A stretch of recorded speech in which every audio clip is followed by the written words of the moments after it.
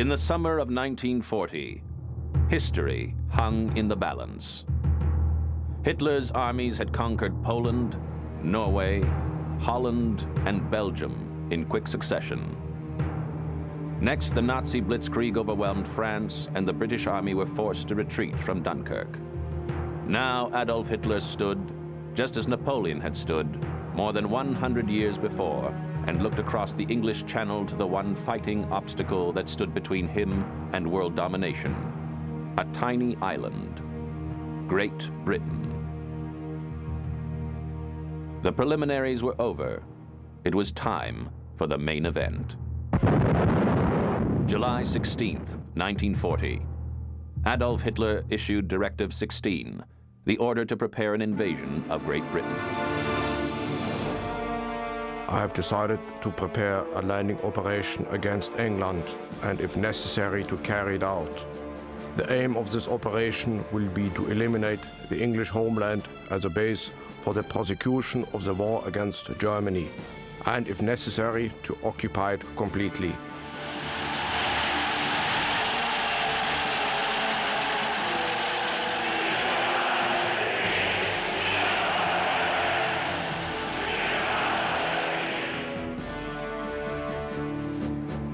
Hitler spent the next 6 weeks planning the invasion and occupation of Britain. It was codenamed Operation Sea Lion, and Hitler knew that if the Nazis could obtain air superiority, then they could launch an invasion. During August and September, the Luftwaffe fought the Royal Air Force over southern England. But on September 15th, the Germans lost the Battle of Britain, and the invasion was canceled.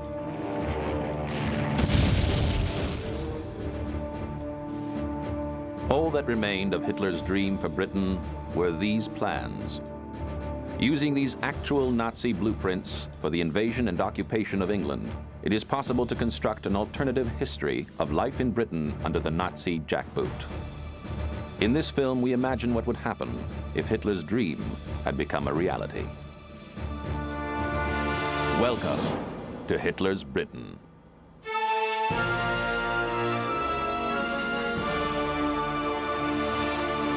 15th September 1940. Nazi Germany wins the Battle of Britain.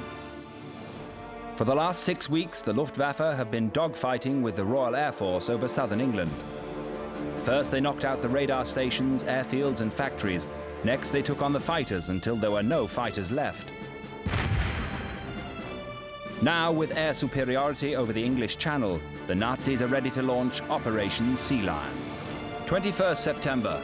10,000 German paratroopers land on the south coast of England. The Home Guard are no match for these elite troops, and the port of Dover is captured. The Nazi stormtroopers have a foothold on Britain, and they're here to stay. 22nd September. 80,000 soldiers and 4,000 panzer tanks cross the English Channel. They land in 3 waves on a wide front, and before the British can react, the Nazis secure a beachhead. 23rd September. The British Army launch a counterattack, but fleeing civilians, a lack of artillery, and harassment by the Luftwaffe drive them into retreat. Central London is destroyed in a massive air raid. Winston Churchill is killed by a direct hit on the war rooms. The nation mourns, whilst the advancing Germans seem unstoppable. The remnants of the British Army, along with the government, flee to Worcester to make a final stand. The royal family are evacuated to Canada.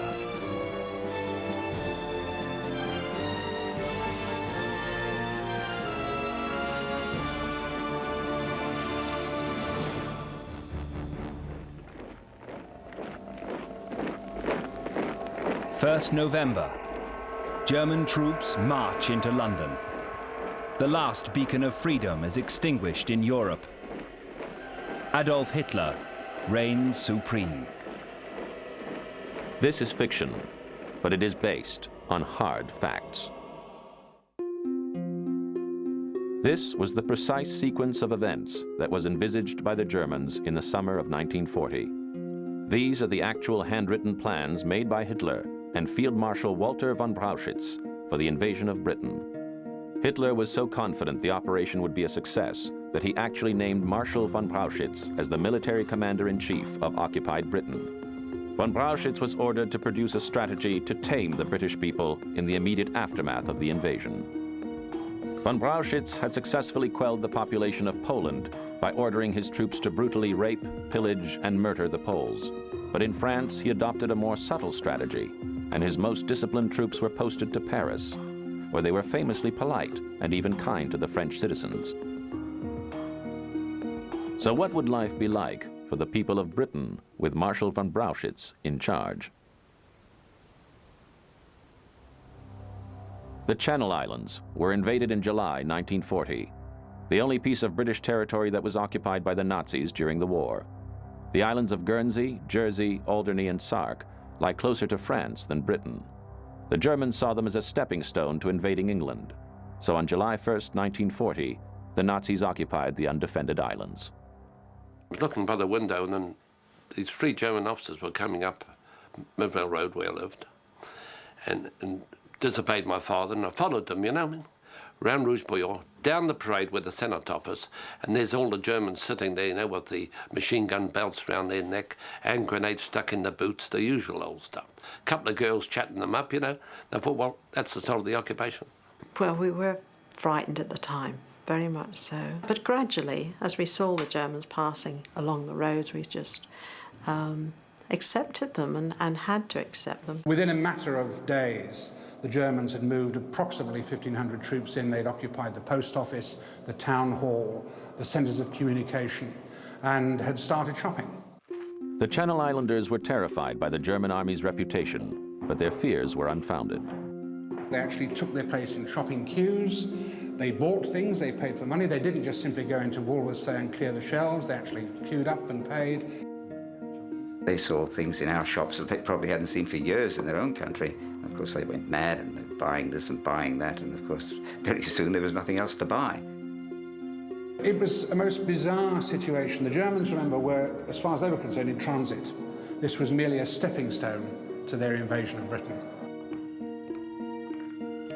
The German army had been expressly ordered to behave themselves on the Channel Islands, and we know that the situation would have been the same in occupied Britain. The evidence is a document called The Guide for Troops in Occupied England, written by Field Marshal Walter von Brauchitsch in July 1940.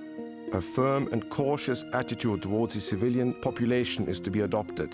The death sentence may be imposed for acts of violence against orderly members of the population or for looting. Any private purchases by individual soldiers are to be paid for in cash. The rate of exchange will be £1 English for 9.6 Reichsmark. But this was just the beginning of Hitler's plans for Britain.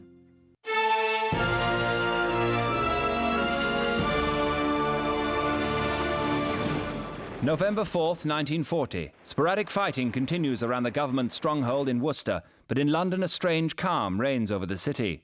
Marshal von Brauchitz's well-disciplined troops have spent the last 2 weeks clearing up the capital, and British shopkeepers are making record profits. It seems as if the Nazis are trying to charm the British into submission. But charm was just the first part of von Brauchitz's strategy. As well as his guide for troops in Britain, in July 1940, he issued the most secret directive for the military government in England. This document outlined the second part of his strategy.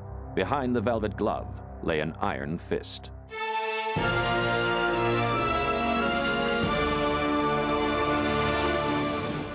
5th November 1940. Field Marshal Walter von Brauchitsch, military commander of Great Britain, orders the deportation of almost 2 million prisoners of war to camps on the continent. Whilst wives, mothers and children weep, the men are taken to specially prepared camps outside Paris, where they will remain as hostages for the duration of the war. Why was this going to be done? Well, I think one has to look at the situation in occupied France, which had fallen the month before, because there, nearly 2 million men of roughly between those ages had been placed in prisoner of war camps in Germany. And their sort of treatment could be used as a lever. Play along with us and the prisoners will receive good treatment. Don't do what we say, don't collaborate, and the prisoners will suffer.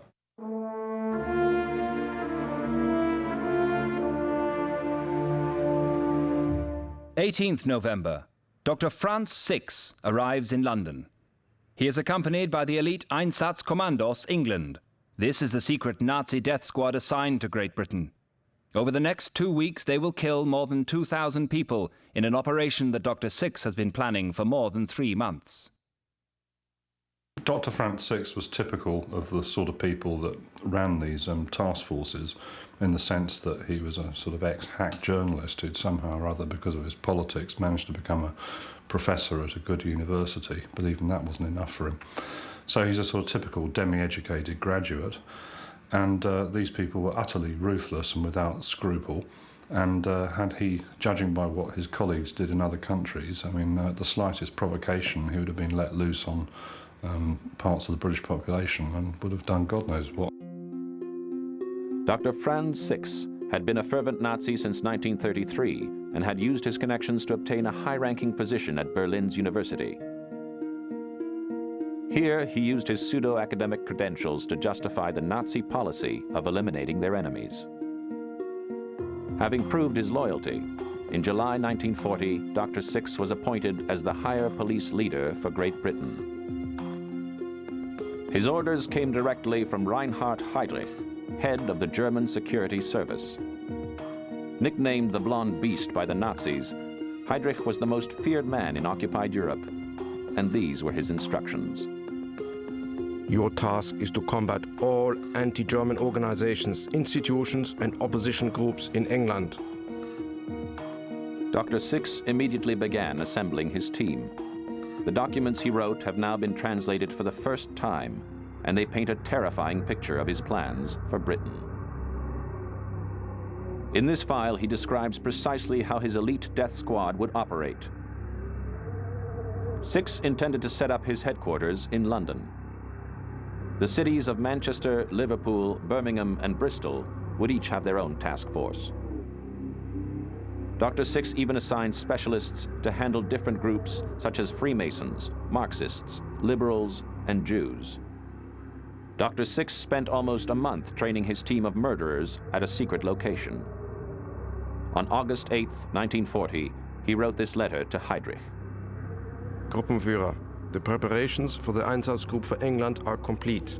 Classes in practical English have been given and have been rounded off with a few hours of pistol and machine gun shooting. Signed, Dr. Six. It's very interesting that there was a task force, one of the Einsatzgruppen, formed and assigned to deal with England, because one knows what they did when similar units followed the troops into Poland in September 1939. They did round up large numbers of people who they thought were the social elites, and they murdered them. They just, took them out to a forest or something and shot them down. Anticipating that his workload in Britain would be very high, Six commissioned these signs 3 months before Operation Sea Lion was due to take place.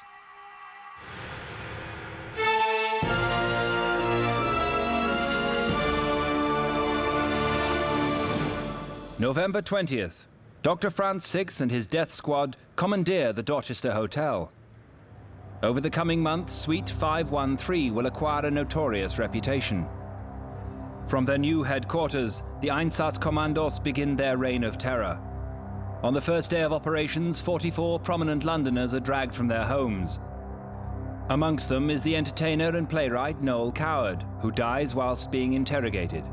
He was number C96 in the Nazi Special Search List, otherwise known as the Black Book. One of our great prize exhibits at the museum is the Black Book, the special arrest list that was produced by the security service of the SS, which lists thousands of people in this country that were going to be arrested if the Germans had successfully invaded this country. Of the 20,000 copies of this book that were originally printed, only 2 remain in existence. The Sonderfahndungslist GB, or Black Book, named 2,820 individual enemies of the Reich, who were to be hunted down and eliminated once Britain had been occupied. All the members of the British government and the civil service were on the list, as well as various European émigrés who had fled Nazi persecution. But the remainder were the cream of Britain's intellectual and literary elite. With Teutonic efficiency, the Nazis would have worked their way down the list, in alphabetical order.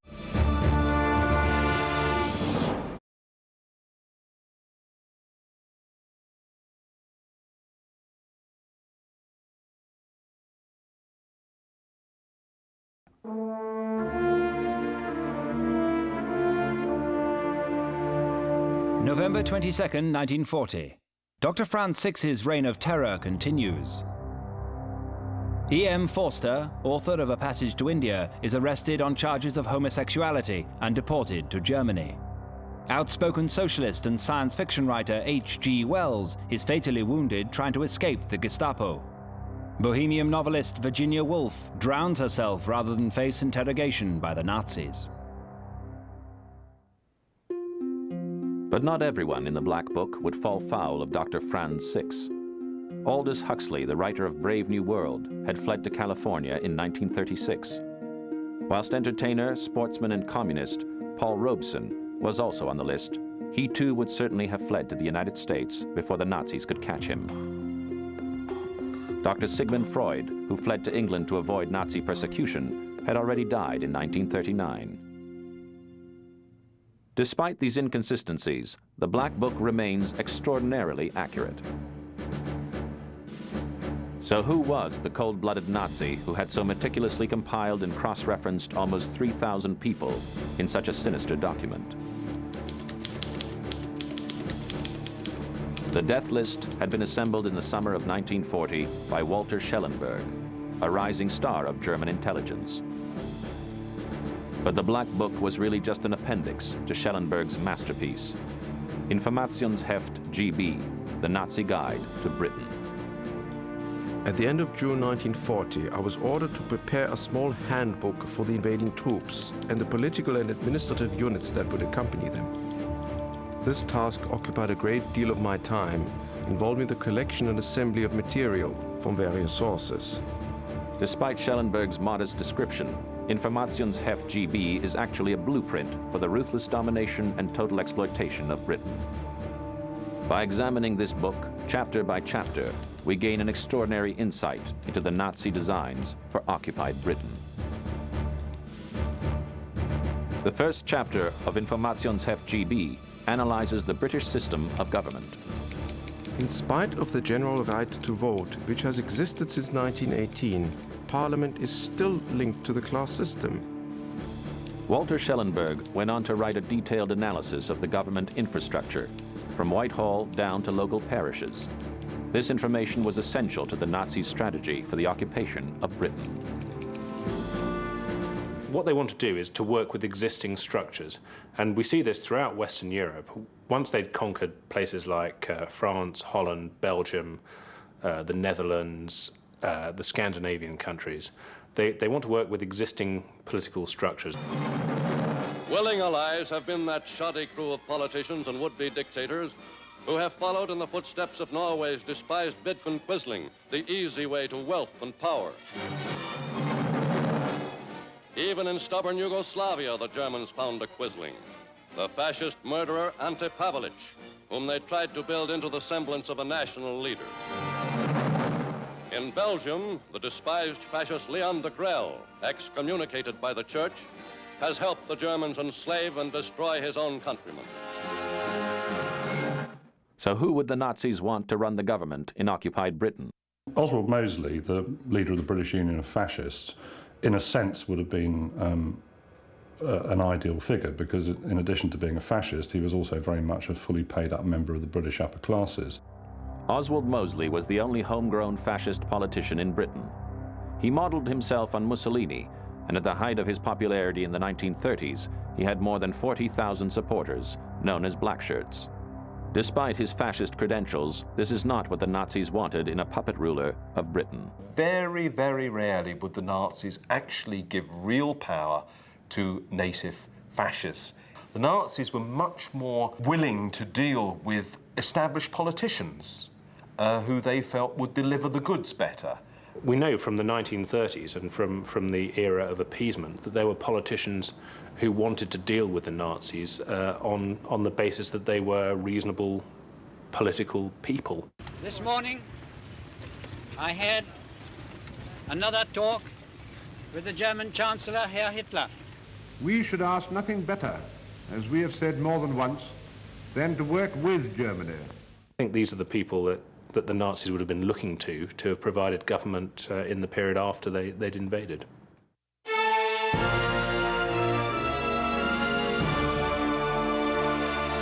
November 22nd, armistice. The war is officially over. Since London was occupied less than 2 weeks ago, the British government and what's left of the army have been holding out in Worcester. But today, Lord Halifax met with Marshal von Brauchitsch in the town of Leamington Spa, where they signed the armistice agreement. The Germans will retain direct control of London and the southeast, while Lord Halifax will administer the rest of Britain. With a compliant government in place, the Nazis' next move would be to hold together the empire. If Britain either joins the Nazi war effort or is occupied, the main worry in Berlin must be what is going to happen to that far-flung empire. If the empire collapses, somebody else is going to seize parts of it. Somebody else is going to be America, Japan in particular.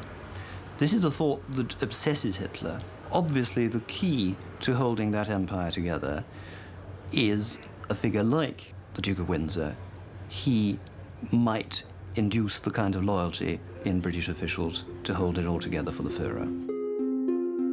Edward VIII abdicated in 1936 and became Edward, Duke of Windsor, whilst his brother took the throne. The official story was that his abdication allowed him to marry Wallis Simpson, an American divorcee who was unacceptable to the British establishment. But the Germans believed that the real reason he was forced to abdicate was that he and his new wife were sympathetic to the Nazis. The Germans are interested in the Duke, and the evidence of it, of course, is that they invite him to Germany and show him around the country, and all the leading Nazis get to see him. There is a palpable sense of regret that he is no longer on the throne. Goebbels, in his diary, notes precisely those words, "What a shame that he isn't king anymore." So it's not too difficult to see what the Nazis would have wished to happen. We can never know for sure whether the Duke of Windsor would have returned to Britain. But we do know that the Nazis were very keen to recruit him. Just before the invasion of Britain was due to take place, the Duke was on a hunting trip in Portugal.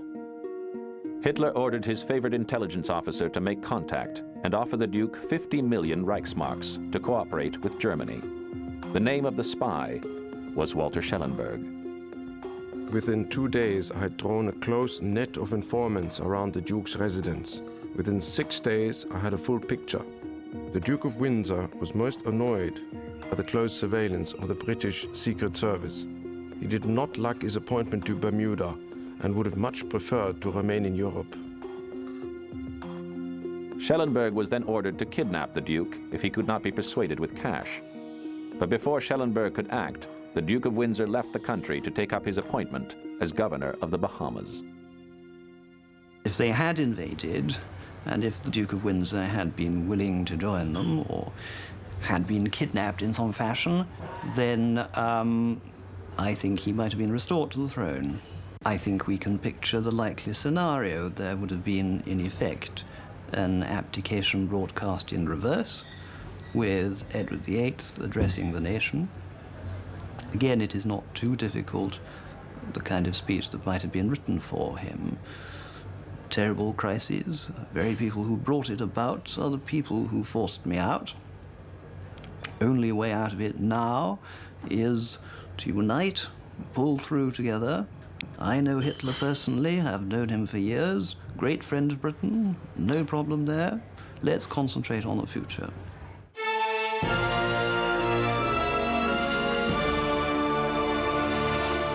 December 1st, 1940. The King and Queen of England might be in Canada, but at least one royal is coming back to Britain. The Duke of Windsor is returning to England to become Prince Regent, and Wallis Simpson will be his princess. Whilst Marshal von Brauchitsch retains martial law in London and the southeast, the Duke and Duchess will rule free Britain from Balmoral in Scotland. With control of the British elite, the Nazis' next move would be to use the humble British bobby for their own ends.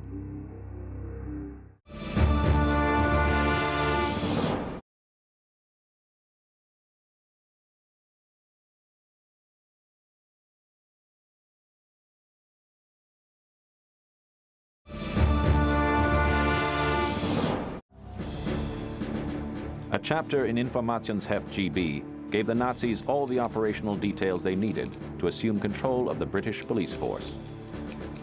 It was noted by 1937 that many of London's police officers showed an interest in studying German.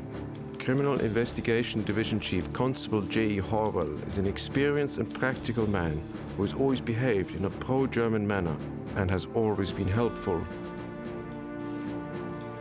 The book includes a comprehensive breakdown of the hierarchy of the Metropolitan Police Service. Also singled out for special attention was the Central Registry of Foreigners located at Bow Street Police Station, along with the collection of fingerprints on the 3rd floor, which contained files on more than 500,000 people. The reason they were so interested in the police is a question of manpower, that their own manpower wasn't sufficiently large to police any given country or city in detail. So what they would want to do would be to slip themselves into a sort of command position over collaborators within the indigenous police forces. The Nazis even named Chief Constable J.E. Horwell as a potential collaborator. While we can never know if this individual would have cooperated, this was exactly the strategy employed by the Nazis all over occupied Europe. They persuade people to acquiesce to this by appealing to their sense of duty, and that's quite an easy thing to do, because that's what people are used to. You say, well, you were the policeman before, we still need people to prevent crime from taking place. Crime is still going to take place. Forget the fact that we are the Nazis, we're the Germans, we're Mr. Hitler's horrible invaders. We still need you to do that job, and you'll be helping your people by doing that job. And it would have worked in Britain just as it had in the Channel Islands, as this extraordinary footage demonstrates. They weren't traitors or anything like that, but the German orders came through, and it was a matter of the king's dead, long live the king. They had to just carry out orders. In fact, they arrested 2 or 3 policemen that refused to carry out some orders, and they put them in the local prison. But they had no choice. They'd have lost their job, their pension, and most would have ended up in the camp with their family, you see. With the police force at their disposal, the Nazis could expand their persecution of the British public, from the individuals named in the Black Book to entire sectors of society. Informationsheft GB devotes an entire chapter to universities and enemy cultural institutions. So how would the Nazis have treated these distinguished seats of learning? The Nazis would have regarded, rightly or wrongly, the universities in every country as sources of potential intelligent opposition. They would have sacked and replaced those academics who were very visible opponents of Nazism in general. In case of the libraries and so forth, they would have done, presumably, what they did themselves in May 1933 back in Germany, which is to sift through them and take out what they perceived to be subversive or degenerate books and make a bonfire of them in the Oxford quads.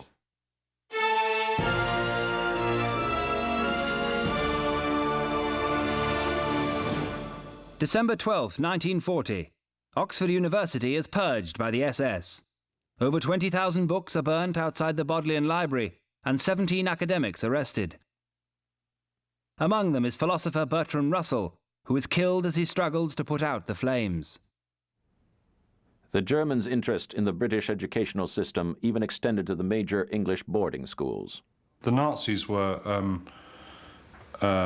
fascinated by the British elite education system, so public schools like Eton or Harrow or Winchester, and I think it's largely a reflection of their sense of inferiority. In other words, this is the system that made the British a gigantic imperial power when we had no empire ourselves. And that's why I think in their occupation handbook they're so fascinated by the major public schools. I mean, Schellenberg actually notes the fact that Eton is fully booked up till 1949, so perhaps they were thinking of sending their own kids there.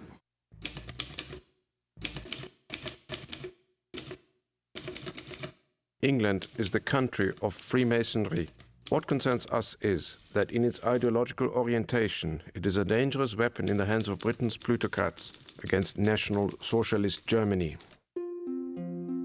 Informationsheft GB names more than 2,000 Freemasons lodges across the United Kingdom. Despite the Masons' reputation for secrecy, they were accurately categorized and cross-referenced, and even included specialist university and military lodges. With these detailed lists, British Freemasonry would have been eradicated, just as it was in the Channel Islands.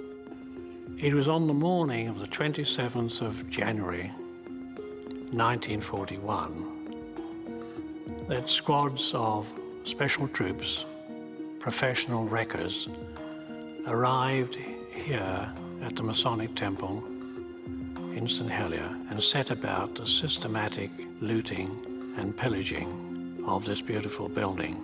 They stripped out all the main furnishings, and they also stripped out and ransacked the splendid library and museum.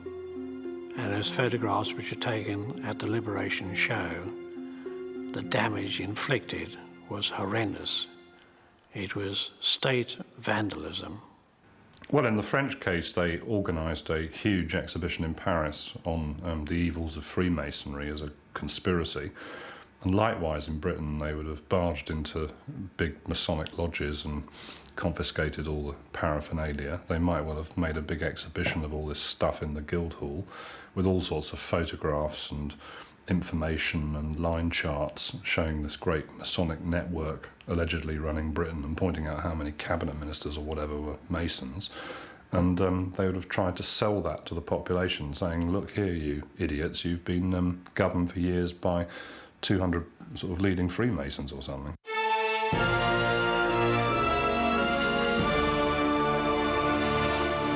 December 15th. Freemasonry is declared illegal in Britain. The Grand Lodge is ransacked and 80 high-ranking Freemasons are deported to concentration camps, while the Young Men's Christian Association is permanently disbanded. The YMCA is described in Informationsheft GB as being entirely in the hands of the Freemasons. Other groups which the Nazis perceived to be a threat included the Church of England and the Salvation Army. Informationsheft GB also targeted communists and trades unions, and lists around 2,000 individual associations in Great Britain, even including groups as obscure as the Rossendale Union of Boot and Shoemakers. While all these groups would be banned and their leaders arrested, there was one minority who would be singled out above all others.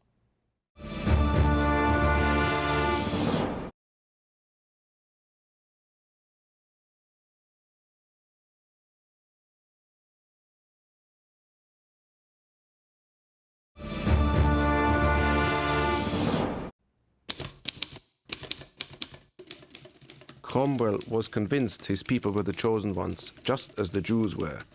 This set the foundations for an Anglo-Jewish alliance. There is no exact estimate of the number of Jews living in England. Officially, there are said to be 300,000, but in reality, the number is significantly higher.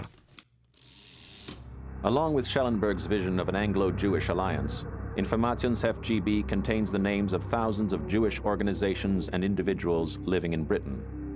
The Nazis would use this information to enact the final solution, which they envisaged for the whole of Europe. Anti-Semitism was at the core of Nazism. Essentially in the 1930s in Germany, their policy was to force the Jews in Germany to emigrate. When it comes to the policy towards Jews in specific occupied countries, they had to tread quite carefully here because a lot of the Jewish populations were extremely assimilated. So they would pick the least line of resistance. In other words, they would go after recent Jewish immigrants, mainly people fleeing German persecution, as it happens, in Central and Eastern Europe, who on the whole would be less missed than the people who were highly assimilated and your next-door neighbours. Thousands of Jews had fled from Germany to Britain in the 1930s. These émigrés were specifically targeted in Informationsheft GB, which even included photographs of the 30 most wanted refugees. They were to be terminated immediately.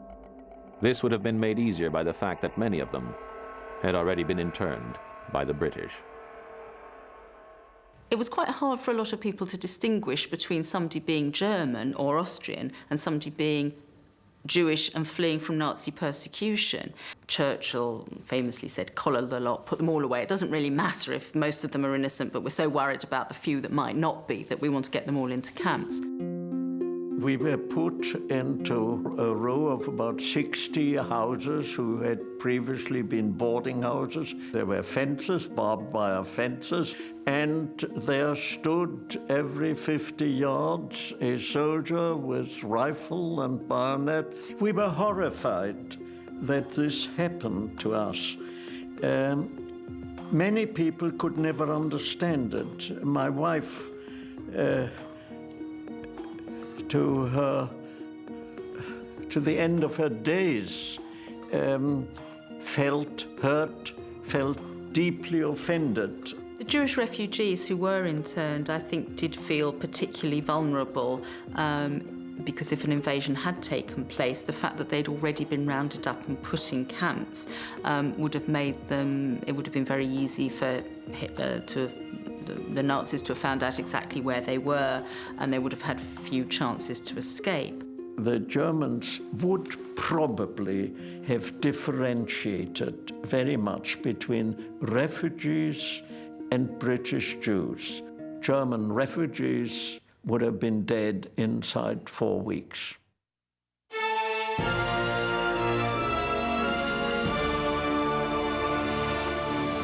December 14th. The 20,000 foreign Jews interned on the Isle of Man are deported to concentration camps in Eastern Europe.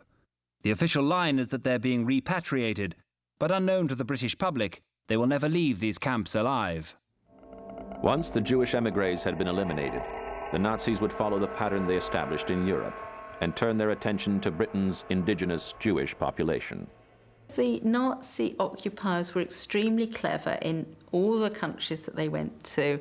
They didn't march in saying, we are about to take away the Jewish population and kill them. They tended to make it a several-stage process. They'd isolate the Jews, they'd get them all together in one place first, so they'd remove them from their non-Jewish friends and neighbours, so it was harder to actually then know what was going on.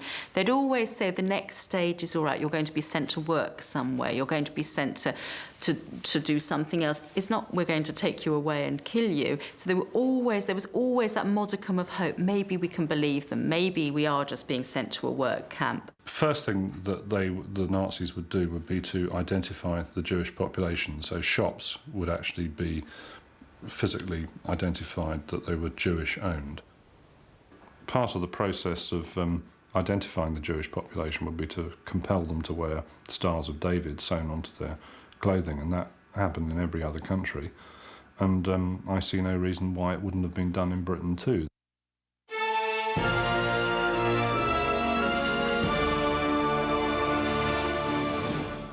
January 15th, 1941. The first anti-Jewish legislation is enacted in Britain. Jewish businesses and individuals are identified by stars, and Jews are banned from the professions. By February, Jews are required to hand over their businesses to non-Jews, and thousands are deprived of their livelihood. The next stage after that would be to physically concentrate the Jewish population. So I could foresee a situation where Jews living in North London, in Hampstead or Hendon or Stamford Hill, would be physically relocated down to the East End of London, say Stepney. March 12th. The Stepney Ghetto is established in the East End of London. The Jewish populations of Liverpool, Manchester and Leeds are forcibly relocated to the capital. Almost 200,000 people are compelled to live in an area less than a mile square. By April, massive overcrowding and lack of adequate sanitation causes an outbreak of cholera, and the Nazi authorities order the area to be sealed off. As a Jewish person, you'll find yourself subjected to ever tighter restrictions, which, in a way, the effect of that will be that it will cut all the bonds of sociability to other people around you. And then eventually you'll find yourself spirited away, probably in the night. In the British case, they would pick a large building with good transport links, like Olympia, for example, where you could put large numbers of people and then spirit them away by train down to Southampton to take them by ship over to the continent.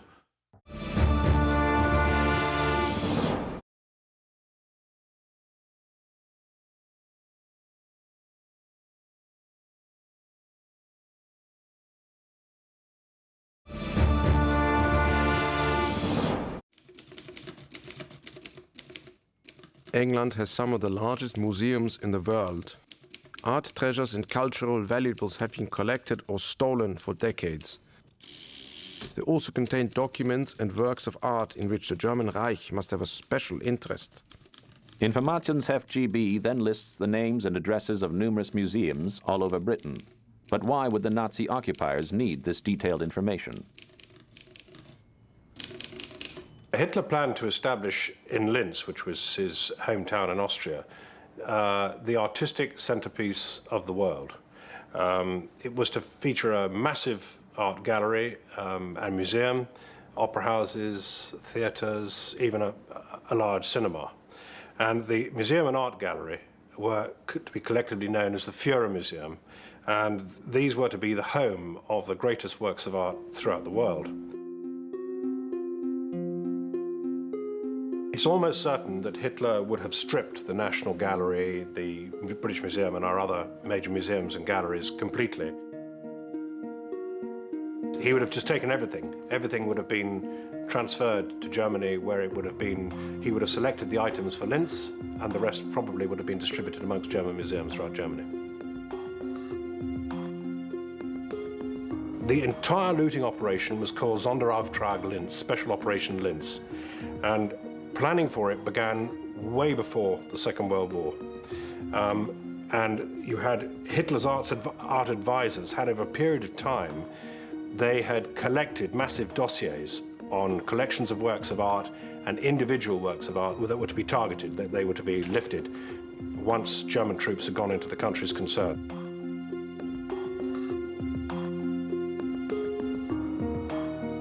It was entirely self-contained. Squads of ERR troops would seal off areas. ERR packers would move in with carpenters and transport personnel, and they would physically remove them to an ERR repository. In addition to paintings, rather, the Nazis confiscated large collections of other types of treasure, which included arms and armour, coins, jewellery, furniture, and complete libraries of books. Don't forget, Hitler's overriding aim was to establish Linz as the artistic centerpiece of the world, and therefore anything of major value in this country would have gone to Linz.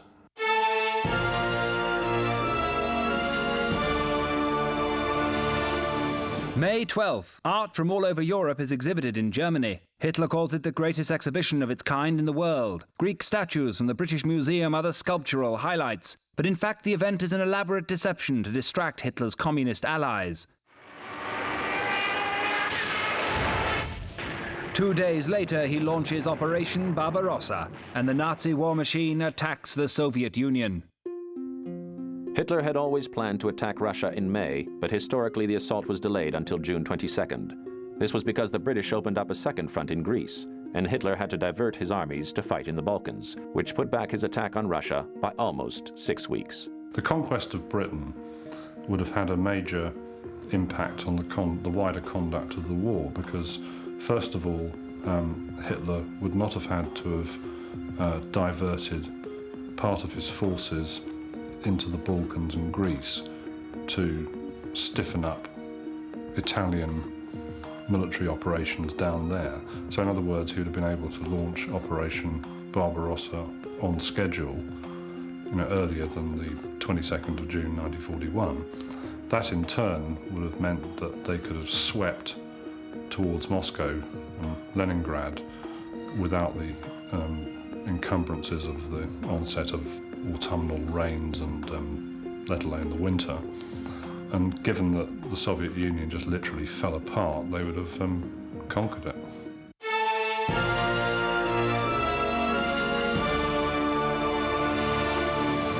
September 1st, 1941.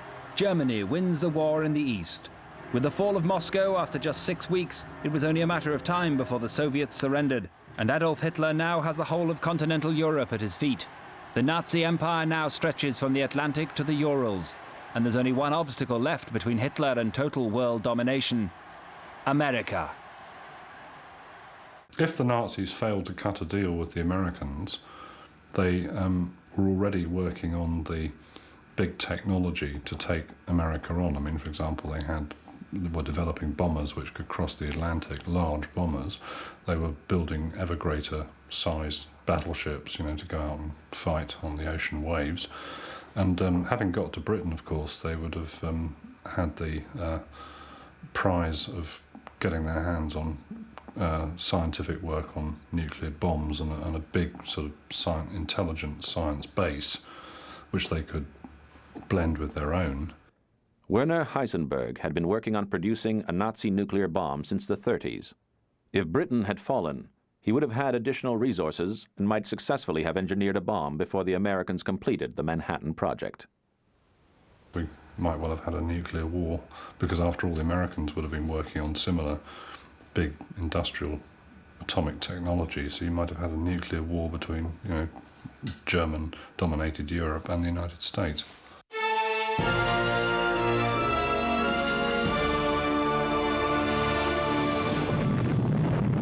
December 25th, 1944. Siberia, and the Nazis test the first nuclear bomb. America says it has a similar weapon and calls for an end to the war.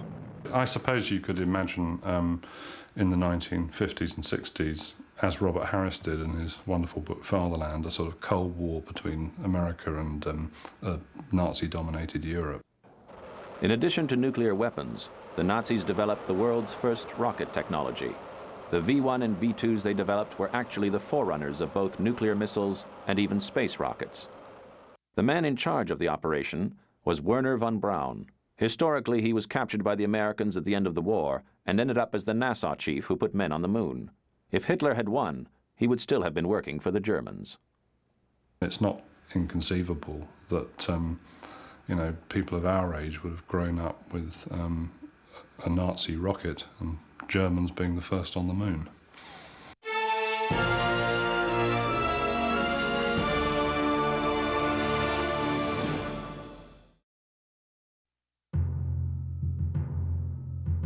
In the summer of 1940, history hung in the balance. Hitler's armies had conquered Poland, Norway, Holland, and Belgium in quick succession. Next, the Nazi blitzkrieg overwhelmed France, and the British army were forced to retreat from Dunkirk. Now Adolf Hitler stood, just as Napoleon had stood, more than 100 years before, and looked across the English Channel to the one fighting obstacle that stood between him and world domination, a tiny island, Great Britain. The preliminaries were over. It was time for the main event. July 16th, 1940. Adolf Hitler issued Directive 16, the order to prepare an invasion of Great Britain. I have decided to prepare a landing operation against England and, if necessary, to carry it out.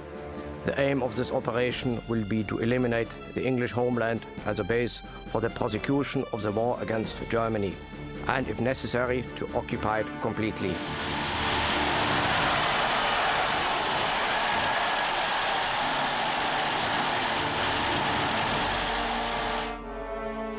In England, Prime Minister Winston Churchill was preparing Britain to resist the Nazi invasion.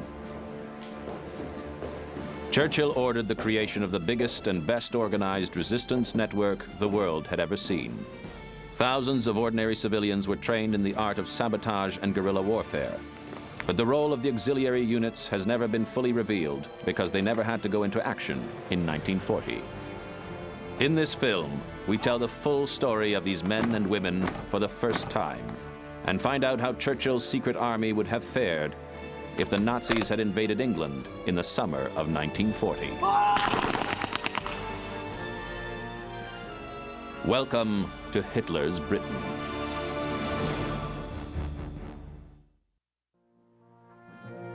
In June 1940, as the Nazi war machine prepared to crush Great Britain, Winston Churchill vowed to defend the nation from invasion by any means necessary.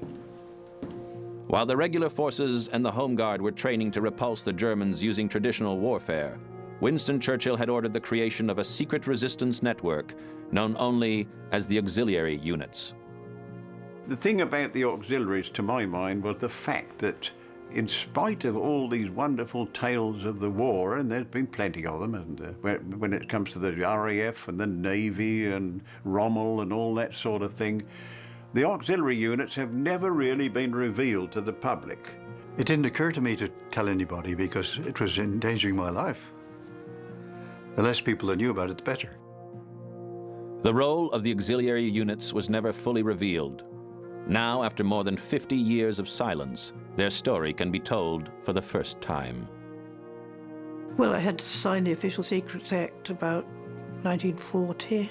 Well, I didn't speak to anybody about it until, I suppose, late 1990s. People now have no idea. I mean, I couldn't even explain to my own sons what it was like. More than 5,000 auxiliary units were recruited from villages all over Britain in the summer of 1940. He said, I must warn you that your life expectancy when the Germans arrive here will be about 15 days, if you're lucky. Well, looking back on it, I think, gosh, you know, how on earth could we do it? But it was war, and there was nasty prospect of becoming part of Germany, and whatever else we did, we didn't want to do that. In this film, we piece together the testimony of the surviving members of Churchill's secret army to find out what would have happened in a typical English village if the Nazis had invaded. We'll call our village Hayford and imagine it is somewhere in Sussex. The story of this village would have been played out all over the country if the Nazis had invaded Britain in 1940.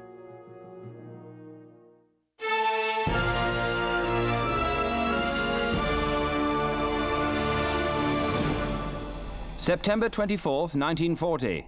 The German army have successfully landed on the coast of southern England. They've established a beachhead and are advancing on London. As the British fall back, they leave behind a secret army of saboteurs trained to harass the Germans from behind enemy lines.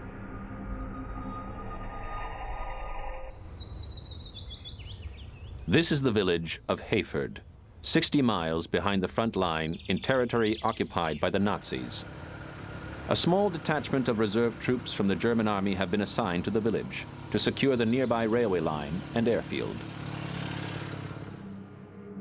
What the German soldiers don't know is that in hundreds of typical English villages like Hayford, what looked like a normal congregation actually included spies, demolitions experts, assassins, and secret radio operators, just waiting for the Germans to arrive. They are all part of Churchill's secret army, the auxiliary units. He restores my soul. He leadeth me. The Jews are coming!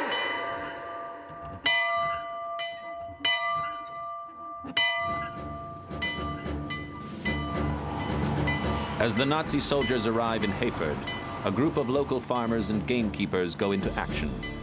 They instantly move to the nearby woods, where they have a secret underground base.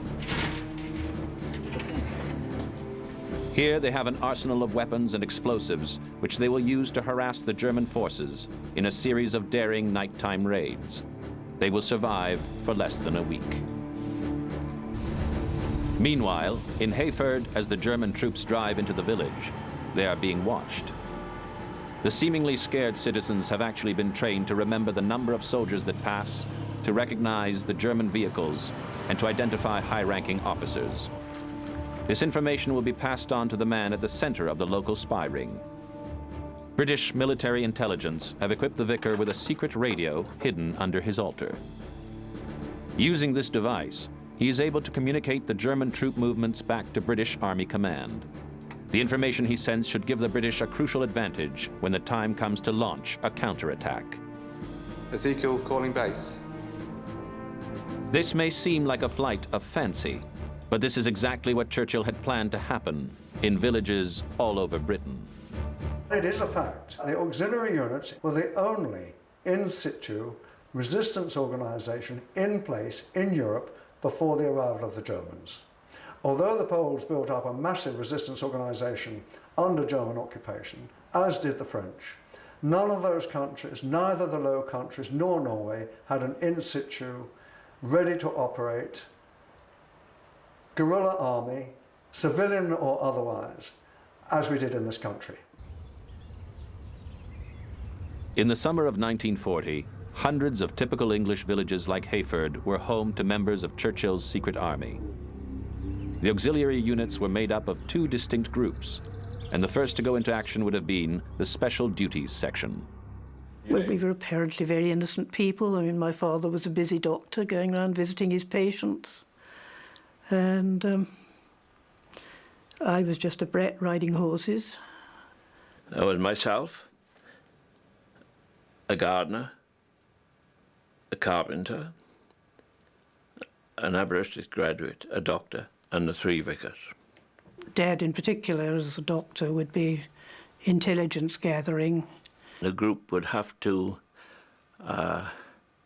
spy really on everything that was taking place in that area. George Vater and Jill Monk were some of the 4,000 civilians asked by British military intelligence to gather information on the German forces once they invaded Britain. Jill's father was one of the first men to join the network.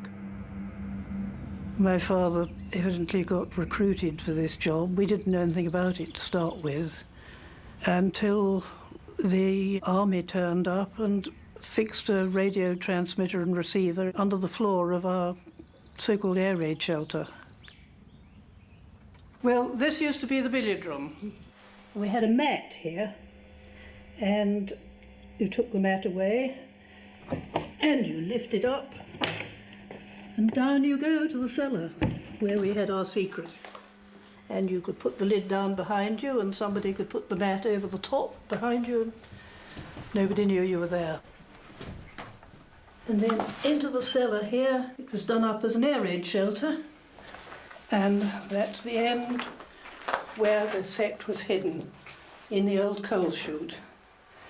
And in front of it was a board fitted over with an electric stove attached, and in the side here was a little catch, and you had to have a very thin knife to press down the catch, lift out the stove, and in here was the receiver and transmitter, and up here the messages were sent down in a tennis ball from the yard. We collected them down here, and then they were coded up and sent through on this set.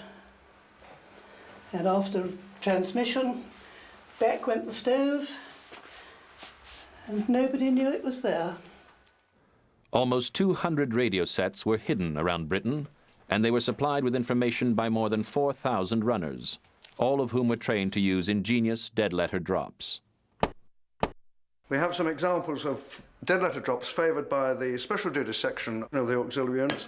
This door knocker apparently actually hid a hidden removable section into which could be fed a short message from the runner for conveyance to the radio station. This gate hinge was another one that was favoured, but it was a false gate hinge, cut in the middle, capable of taking a short message to fit in here for collection by the runner. And finally, and quite frequently used, was this device for placing in a telegraph pole. The idea of this pin was that the plate gave the number to identify the telegraph pole, but in fact it was a false fixture, which once again allowed the hidden message to be slotted into a cutaway portion. And it was useful to the runner himself, because if the number was the right way up, there was no message in there. If it was the wrong way up, it contained a message. So there was an exterior reference for the runner to see whether there was room to post another letter or not. George Vater's recollections of his duties are the basis for the radio network in the fictional village of Hayford.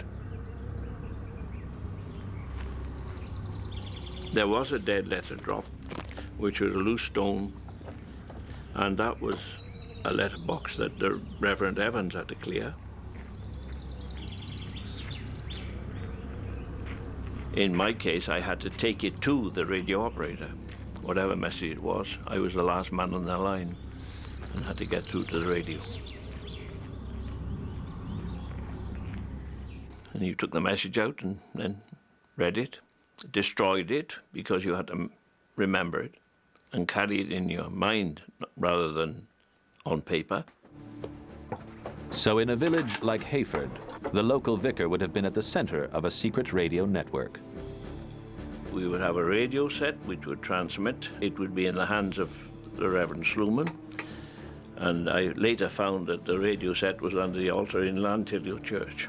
Ezekiel calling base. I do know that our radio operator had to radio that back to a substation, and that station contacted the Western Command. No one in the network knew anyone else as a general rule.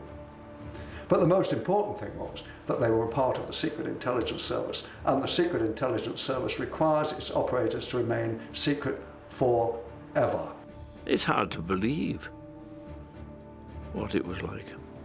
I can't believe it myself now. I think it was, perhaps part of it was a dream, I don't know. It was very hard to believe. We were told that if we were caught, we would be treated as spies, and presumably we were liable to be put up against a wall and shot.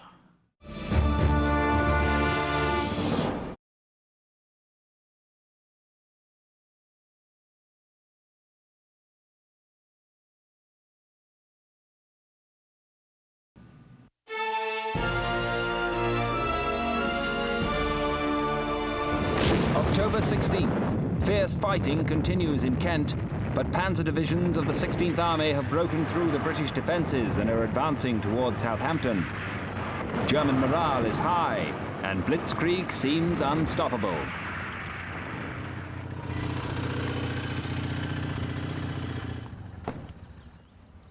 In the village of Hayford, the Nazis are following the pattern of occupation which they established in Europe, and they issue a proclamation to the people of England.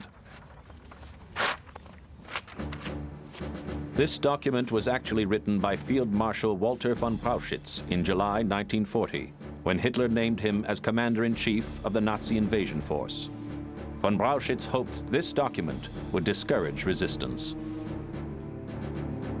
Troops will respect property and persons if the population behaves according to instructions. All thoughtless actions, sabotage of any kind, and any passive or active opposition to the German armed forces will incur the severest retaliatory measures. I warn all civilians that if they undertake active operations against the German forces, they will be condemned to death.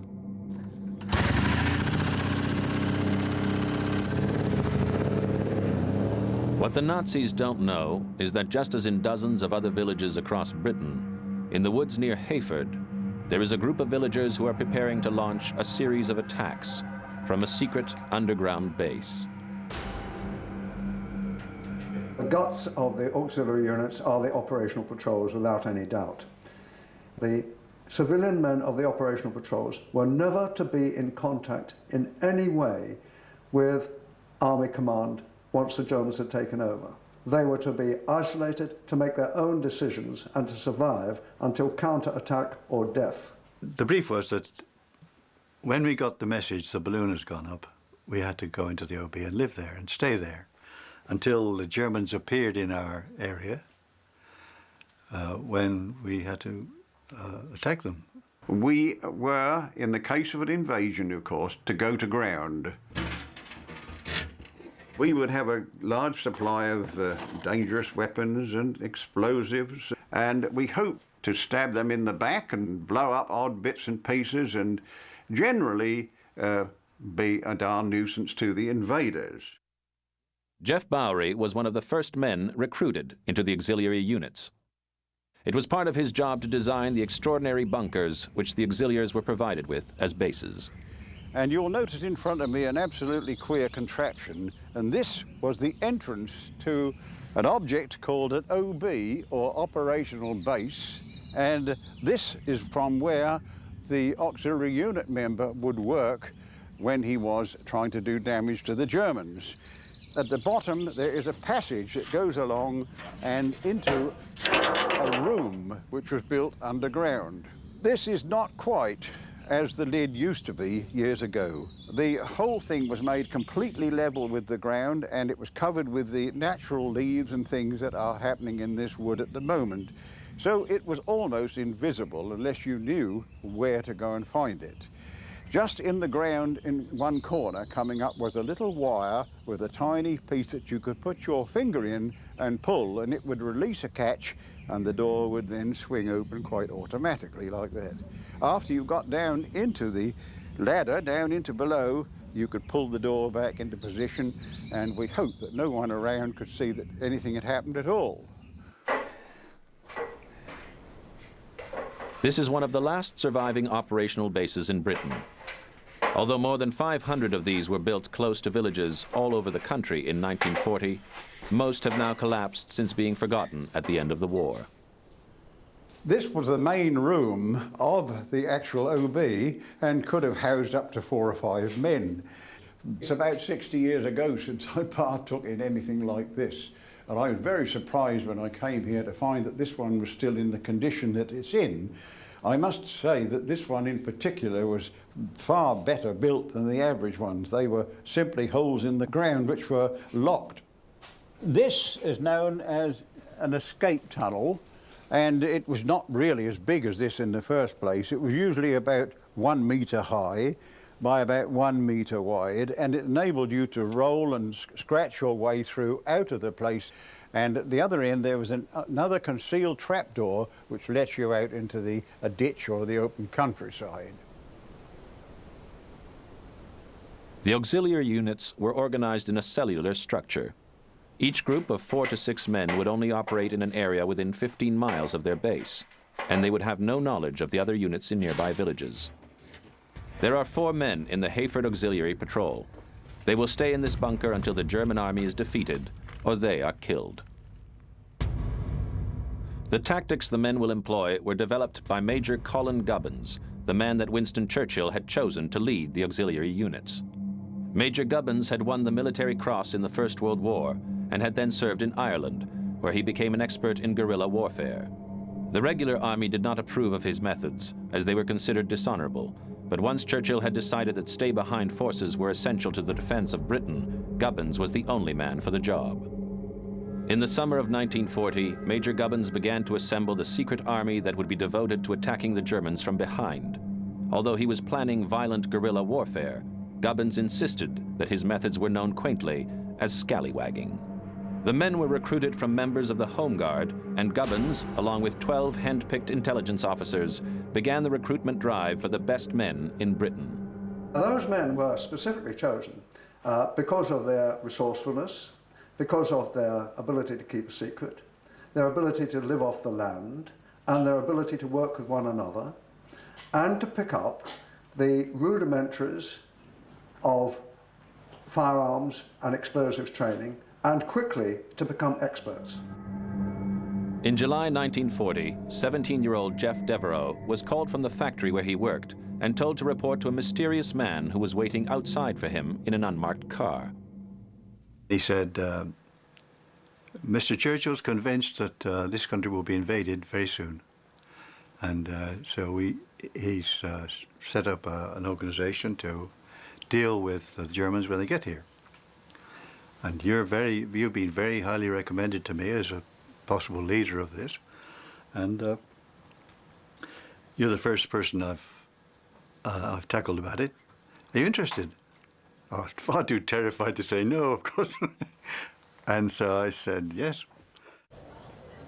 Like all auxiliaries, Jeff was told to report to the innocuous village of Highworth in Wiltshire. It was here that he met Mabel Stranks, who was to become a legendary figure amongst the auxiliary units. More than 3,500 people reported to this woman in 1940, but the postmistress was just a cover for the extraordinary training operation taking place in nearby Coleshill House.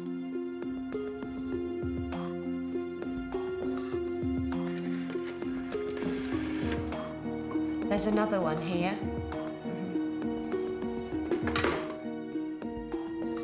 Well, I arrived at the post office in Highworth, and I knew I had been instructed. They had one of the few instructions that I'd got, and I had to learn it and not write it, sort of thing. And I had to go in there and say to this funny little postmistress there that I wanted to go to Coleshill House. A car or van or something came up, and it conducted me down this side road to Coleshill House, where I came across this wonderful place. It was here that the auxiliary units were trained in the art of guerrilla warfare, sabotage, and assassination.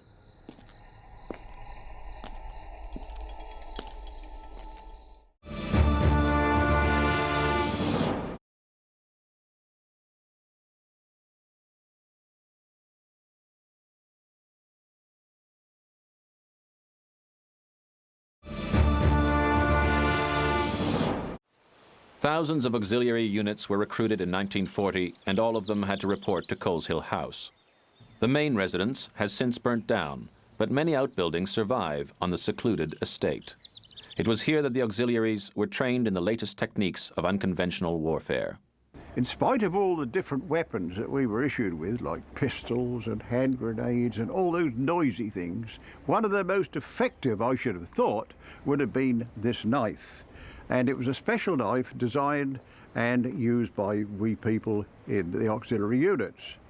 A little bit about it, you'll notice that it was very cleverly made with a kind of a triangular, if you can call it that, blade. And this was supposed to go into an enemy's body and come out making as little noise and confusion as possible. Their particular targets were, of course, railway lines. Always a good target for to prevent the movement of enemy supplies and enemy troops. They were aircraft. They were tanks as a last resort, and they were enemy transport, enemy troops, enemy fuel depots and food depots. Anything that could be traced during reconnaissance by day for disposal by night.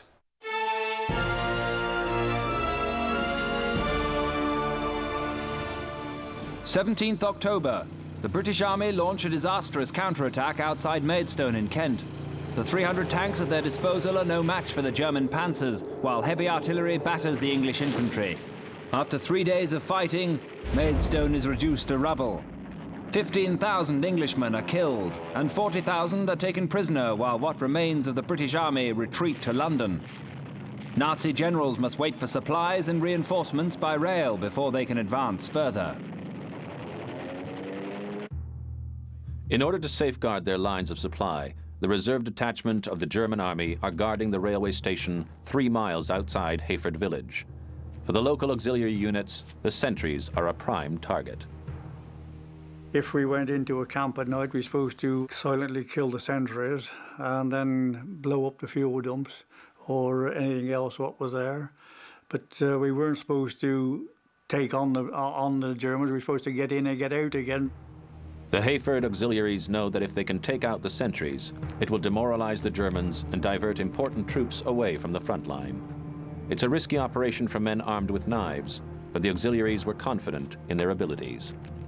I think the odds were much more in our favour than the officials realised, because of the fact that we were working on our own patch. We knew the ground, we knew the people, we had practiced stalking farmers doing their rounds at night and not being seen, and the odd farmer tread on your hand and things like that in the dark, you know.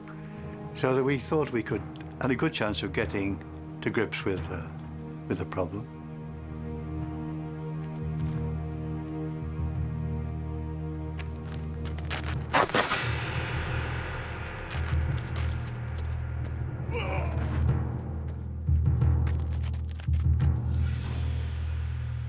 Our officers told us that if we kill one of these sentries, not just to stick our knife into him, but we got to cut his stomach open and lay his intestines in a nice little pile at the side, so as when they saw him, it'd upset all the rest of them. While the auxiliaries were expected to use these knives for silent attacks, they were just the first weapons in what became an extremely extensive and unconventional arsenal. This bizarre collection of weapons were all issued to auxiliaries at one time or another. Although some were very basic, others were at the cutting edge of military technology, being developed under Churchill's orders. There was an organisation being created called Winston Churchill's Toy Shop, and they were the organisation that were creating a number of gadgets and booby traps that were to be used by the auxiliary units and irregular forces throughout the rest of the war. All these fancy things that came along, for some reason, Mr. Churchill and his mob, his War Office would pass them on to us to try beforehand, like hand grenades, explosives, time pencils, pressure switches, booby trap lines. If we had detonators, 4 explosives and pole switches, anti-tank bombs and incendiary bombs, smoke bombs. The army delivered it, and it was put in the garage, and the garage was locked up. And there was, at one stage, there was 100 pounds of Semtex in the wooden garage next to the cottage, you know. There was enough explosive to demolish a major river bridge or 100 tanks. I said, it would be as well if you didn't smoke anywhere near the garage, Bob.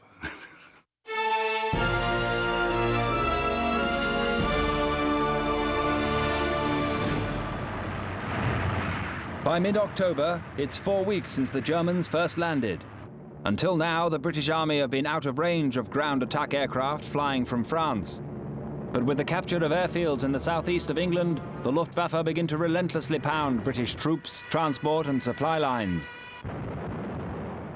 Without any air cover to defend them, the British Army are sitting ducks. Pelham Airfield is 10 miles outside Hayford. It is now being used by the Germans to fly sorties against the British. On their second night of operations, it is up to the Hayford auxiliaries to put the airfield out of action. I would do a recce to have a look to see exactly where they were and how to get to them and so on. I'd go back and we'd make a plan, and we'd put together our charges of Semtex, and then we'd go as a group to deal with them.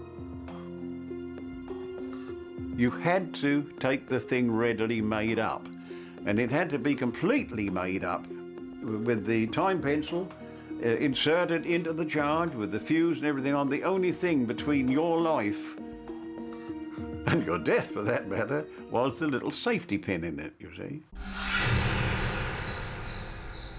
We were told how to make a plane so that people wouldn't want to fly it by putting a bit of plastic on the tail.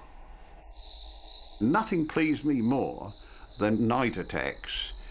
We knew full well through much practice that we could do it, and you can do anything with much practice, you know. An ordinary human being cannot sit and wait and watch for long. Soldiers on guard duty, they're clanking the butt of their rifle on the ground every now and then, and sort of giveaway signs of the trouble, you see.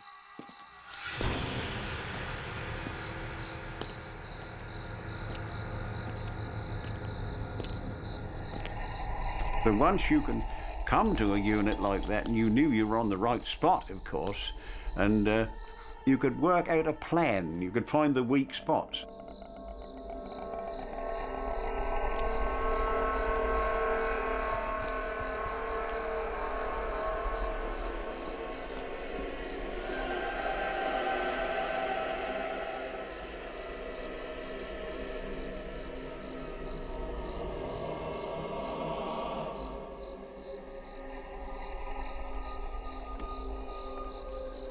After silently removing the German sentries, the auxiliaries are able to place charges of explosives on planes and fuel tanks.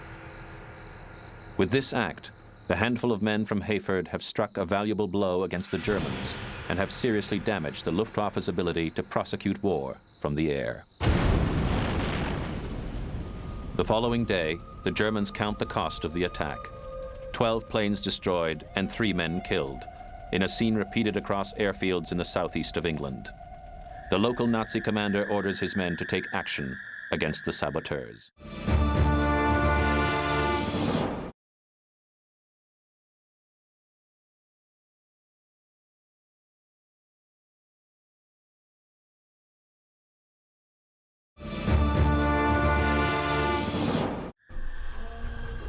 After 2 nights of activity, the Hayford auxiliaries know that the Germans are now actively trying to track them down. They must take drastic measures to ensure that their operations are not compromised.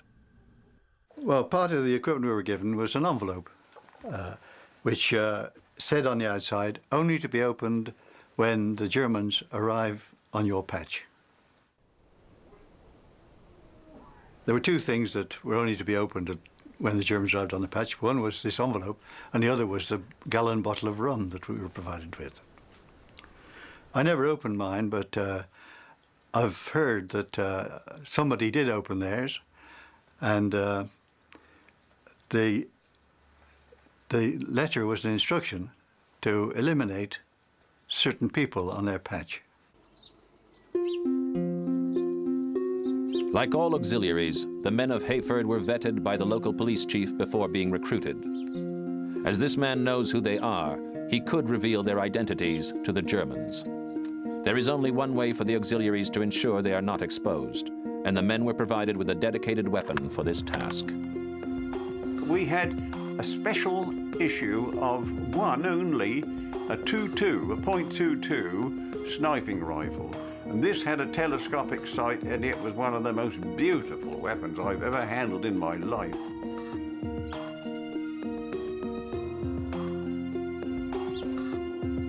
The fellow opened this envelope, discovered to his horror that one of the things he had to do immediately was to eliminate the chief constable.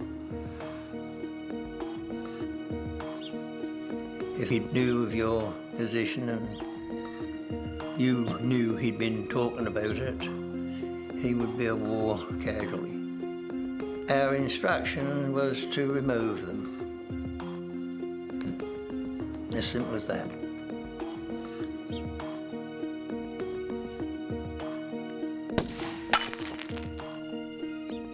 But would these men really have taken the lives of a fellow Englishman simply on these instructions?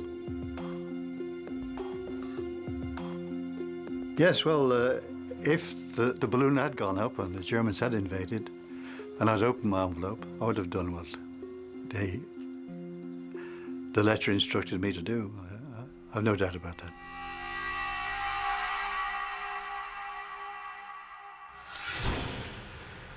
October 19th, Luftwaffe Chief Hermann Goering orders a massive air raid on central London.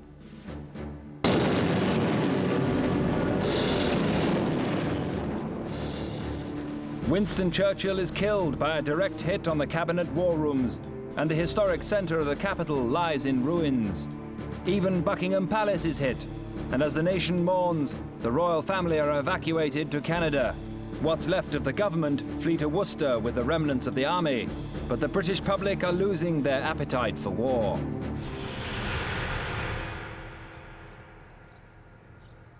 Just as in occupied Europe, once the front line has moved on and the Germans seem to be winning, there would always be people who would attempt to better their own situation. If they had invaded, one or two folks we thought we might squeal on it or things like that, our job was supposed to eliminate them. With the tide of the war turning in favor of the Germans, there are people in the village of Hayford who have begun to fraternize with the Nazis. With the shortages caused by the war, talking to a German officer seems like a small price to pay for a cigarette. But for the Hayford auxiliaries, even this small act is collaboration with the enemy. The opportunity to remove a German officer and a traitor cannot be ignored. If someone you know is a traitor, they aren't on your side, are they? So annihilation is on the cards.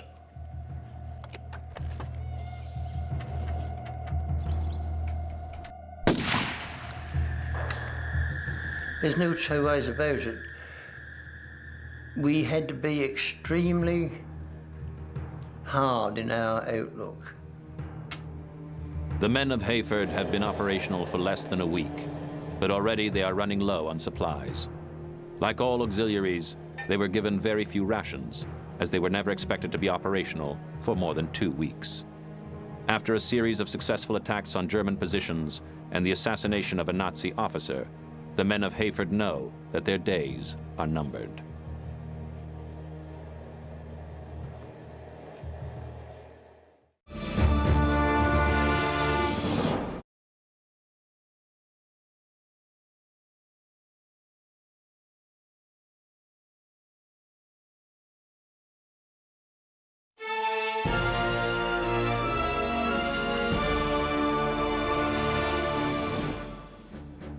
October 20th. After the assassination of a senior officer in Hayford, the local Nazi commandant decrees that there will be reprisals for the recent guerrilla activity. He orders a specialist anti-partisan unit of the Waffen-SS to find the perpetrators and take revenge. Their suspicions focus on the woods surrounding Hayford, and the manhunt begins.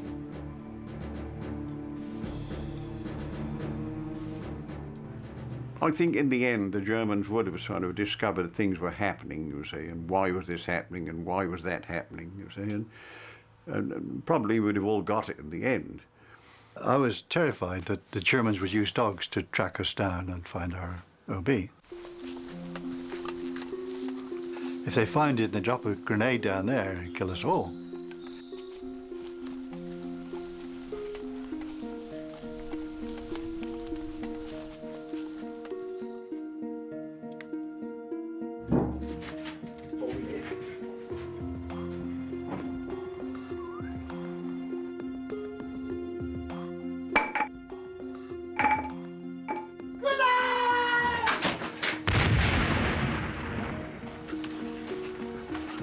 And then there were escape tunnels, 2'6" square, with corrugated iron and wooden supports, you know.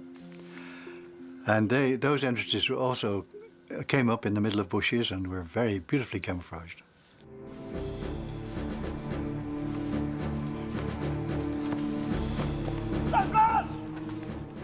Well, it's hard to say what would have happened. We wouldn't have been killed off, I don't think, right away. We would have been grilled and questioned because they were always after information. They would say, what are these English troops doing here, sort of thing. The last surviving man of the Hayford auxiliary units may have escaped the bunker, but he knows he cannot outrun the German soldiers. With little ammunition, he must take drastic measures to avoid capture. Like all auxiliaries, he has been briefed as to what he should do. If any of us had been caught, one thing we weren't supposed to surrender. We were either supposed to use the last round to finish ourselves off.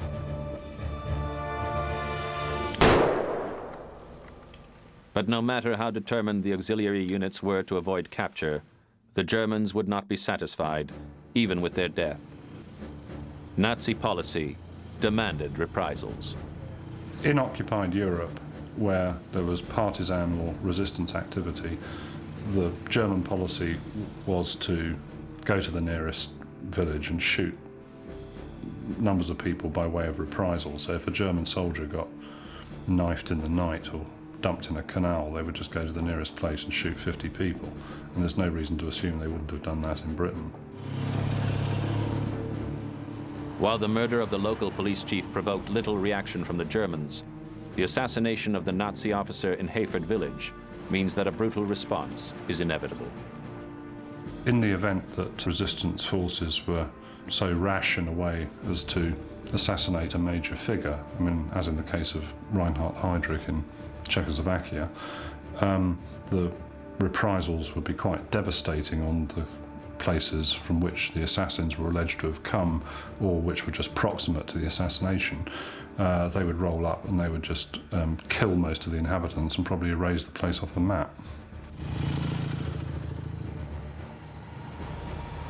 So in a typical village like Hayford, whilst the auxiliaries would have carried out their orders and the special duties section would have reported the results, a tragedy would surely unfold. In less than 2 weeks, the Hayford auxiliary units have been responsible for attacking a railway station, destroying an airfield, and assassinating a German officer. Although the men responsible have been killed, Nazi logic demanded that the entire village pay the price. Schnell! 1, 2, auf der linken Seite, 1, 2, 3, rechten Seite, schnell!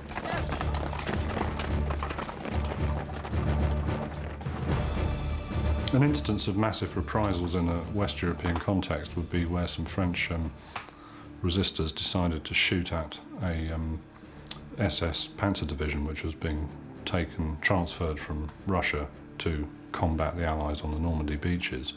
And these people, for whom wiping out villages was an everyday life event, shot the place to pieces. You can still go and see the ruins, and put all the people in the church and murdered them, about 500 people. So if somebody attacked German forces, you know, in a British context, you could quite easily foresee massive military reprisals leading to some dinky, picturesque Berkshire or Wiltshire village just being obliterated off the map with all its inhabitants. Wat los daar? Rasmus! Leider daar, Rasmus!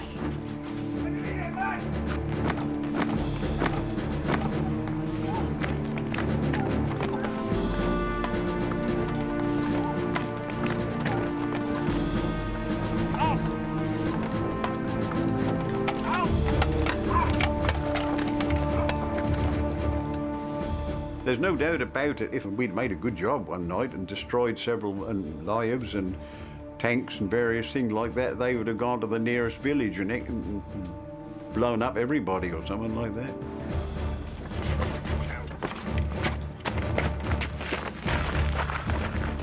Well, this was a worry that, you know, in the event of us being discovered, would they, you know, take revenge on the rest of the town?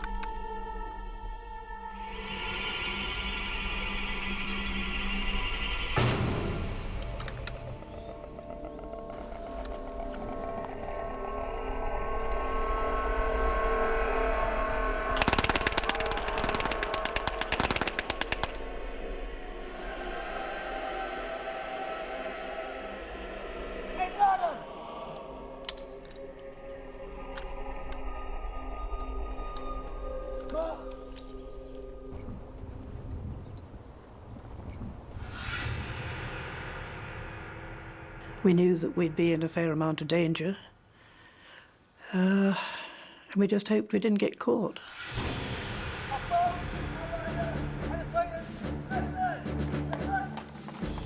The Hayford auxiliary units might all be dead, and the villagers massacred. But what about the other 5,000 auxiliaries hiding around Britain? Could they perhaps continue to fight a successful guerrilla war against the Nazis? They would have performed well in the short term. All the long-term evidence is that they didn't have sufficient backup of resources or reinforcements to enable them to take part in a long-term campaign, as was conducted on the continent with SOE, in particular in France. The Special Operations Executive, or SOE, was organized by Major Gubbins, the man who created the auxiliary units. It was SOE that actually made resistance possible in France and Greece, with airdrops of radios, arms, and ammunition.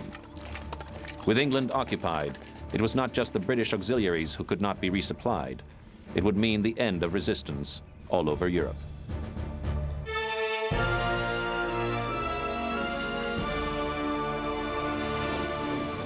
November 1st, 1940. 6 weeks after they landed, the triumphant German army parade through the streets of London. Without supplies or reinforcements and faced with brutal reprisals, the British public realized that further resistance is futile. The last beacon of freedom in Europe has been extinguished, and Hitler's victory is complete. Welcome to Hitler's Britain.